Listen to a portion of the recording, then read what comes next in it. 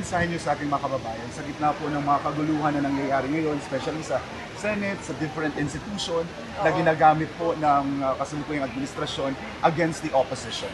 Sabi natin, brigada lang. Mensahe niyo lang sa kababayan natin sa gitna na nangyayari. Yes, oo. Nakakalungkot. Nakakalungkot yung nangyayari sa ating bayan dahil may problema na nga tayo sa ekonomiya natin.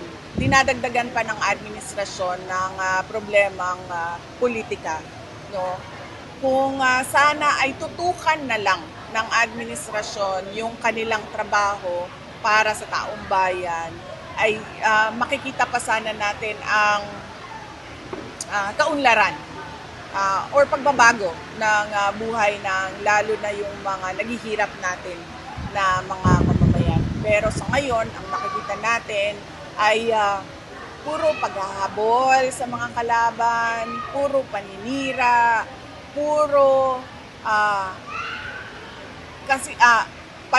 puro paninigurado para sa kanilang sarili at sa kanilang kinabukasan sa politika. So ang nakikita mo lang ay kung ano yung motibo nila at intent nila ay yung manatili sila na nasa pwesto.